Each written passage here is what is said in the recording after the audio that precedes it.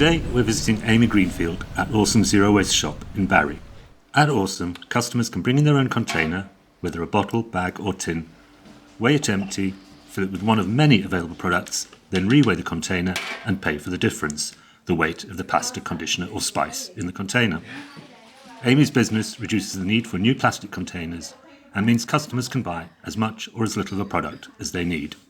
For those who aren't aware of what Awesome's all about, could you explain what's behind the thinking of the shop? We opened Awesome Zero Waste store in 2019. We're opened as a social enterprise and we've got three aims: to reduce the amount of single-use plastic packaging people use, to allow people to shop by exactly the amount of ingredients they need, so reducing food waste, and we also try to build a community hub, so reducing social isolation, allowing groups of space to come and meet and discuss ideas for building community in Barry. Excellent. And does the zero waste ethos, does that resonate with people? It was really interesting when we first started talking to people about opening the store. So many people told us not to open in Barry. They said that this kind of shopping was a luxury, that people wouldn't be able to afford to shop this way, and we kind of took that on as a bit of a personal challenge, to be honest. And what we found was everyone who we spoke to in Barry really wanted to be able to shop in a more eco-friendly way, but the key thing for them was that it needed to be affordable. They needed to be able to sort of stick within their shopping budget. So we decided that the most important thing for us to do was to make sure that the staple products were either cheaper or equivalent to shopping in a supermarket, so that everybody, regardless of the amount of money in their purse, could afford to shop zero waste, and people have really embraced that. I think that's a really important point, because so often there's that perception that doing the right thing, doing the green thing, is something for people with luxury and time. I think there's definitely a perception that shopping this way is a sort of middle class luxury, and it's something we're trying to cut through with all of our marketing, our recipe kits, our veg boxes, that kind of thing. I think especially when someone new comes in, I'm very keen to make sure that they can kind of find the products that are going to save them money in their basket. So, for example, if you come in and fill your little jar of basil that you bought in the supermarket for £1, here it will cost you about 18 pence to refill it. So it's a real saving, and you're also not having to recycle your glass jar. If you want to come in and see what vegan alternatives we've got to meat products, we've got some really excellent tasty things on the shelves that make a big difference to your carbon footprint, but also work out cheaper in your meal prep as well. Substituting anything with lentils makes it cheaper, so that's a good option too. But we try to make sure that we put affordable products on the shelves. It does mean that we can't stock everything everyone would like, but we kind of feel that if we were to sort of stock a whole load of luxury items, we'd exclude a large proportion of our community from shopping this way, and that's not what we're about. Was there any particular difficulty in setting up a zero waste shop, sourcing materials, sourcing products? I think initially the biggest thing for us was we didn't realise how much time it was going to take. Everything from business planning, sorting out funding from the European Regional Development Fund. We had a huge amount of paperwork to do in terms of health and safety, and working with the local council just on understanding exactly how a zero waste shop would run, and how we could put things in place to make sure everyone was safe and we were doing food hygiene and things like that correctly. So that took a huge amount of time that we hadn't really planned for or anticipated. But other than that, it's more just kind of talking to people and getting them to sort of embrace this way of shopping. It can be a little bit scary for people. So just kind of hand-holding and showing them exactly how the system works, how the scales work, how to make sure they know how much money they're spending so that they can afford the items that they're putting in their basket. Those things have been a challenge, but our team have done really well helping people to overcome those. And have the local authority been supportive? Yeah, so we've had local authority team members who've come and help us to run various projects. We've worked with the library service. We've had members of various different political parties come in to support what we're doing. I think realistically it's the more progressive councillors who are really interested genuinely in what we're doing here, and we've seen their support both in custom through the till and also sort of signposting their own constituents to us as well, which has been really helpful. For a business like us who relies on trade, we don't rely on grants or sort of other income streams. It's really important for us to have footfall and customers through the door. So having the local councillors on board with supporting that's been great. I think one of our highlights is having Jenny Jones come down from the House of Lords. Having her come and sort of cheer us on and tell us that we're doing a good job was a real boost for the team, so that was fantastic. I have heard her singing your praises to people. So you've got the cafe as well, where we visited with Jenny. Does the zero waste ethos apply across the cafe service as well?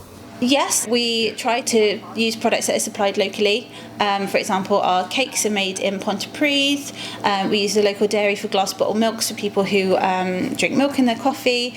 We have circular supply on our coffee beans from a coffee roaster in Abercynon, Uncommon Ground.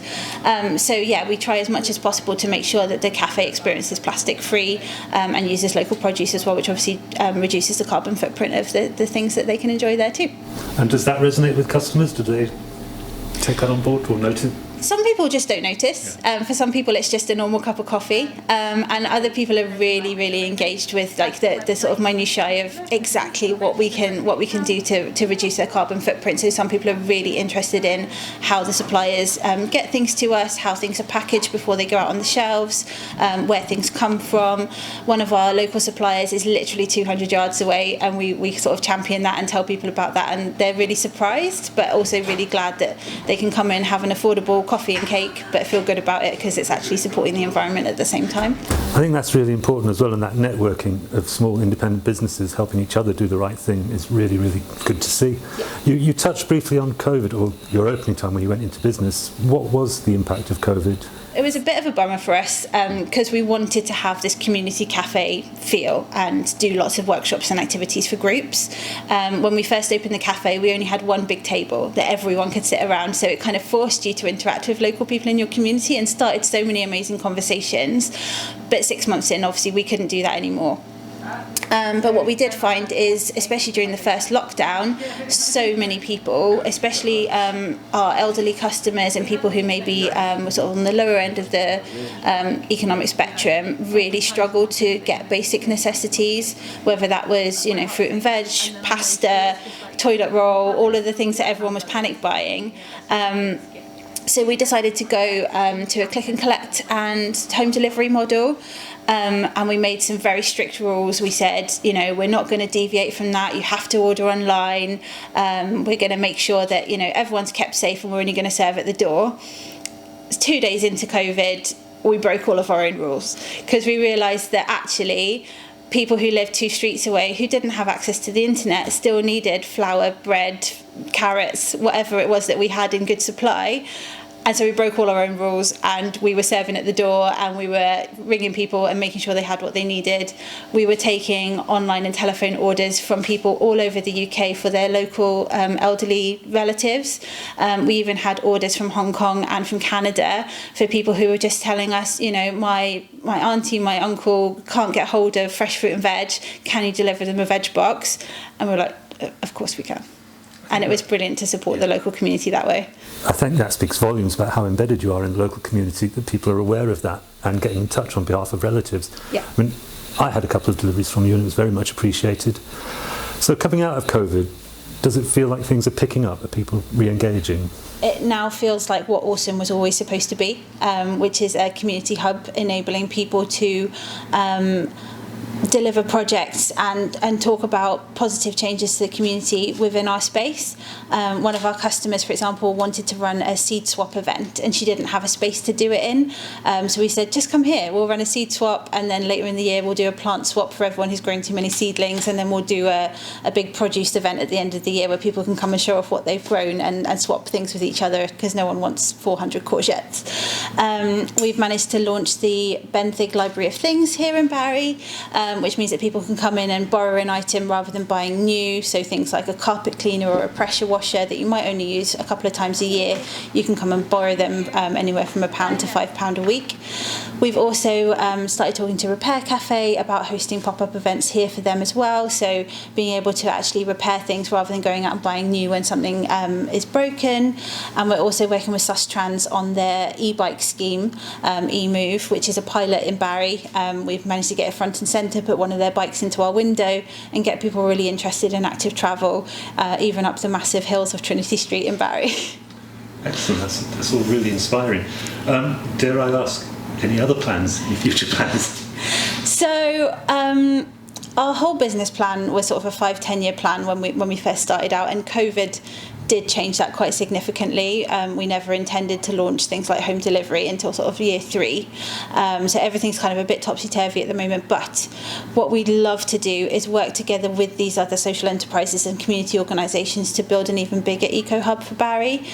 We think there's a huge appetite for it here, and there's a huge need for it with the climate emergency. So we'd love to see a bigger and better project, hopefully opening up in Barry in the very near future, that's going to really champion the circular economy and eco-friendly zero-waste shopping.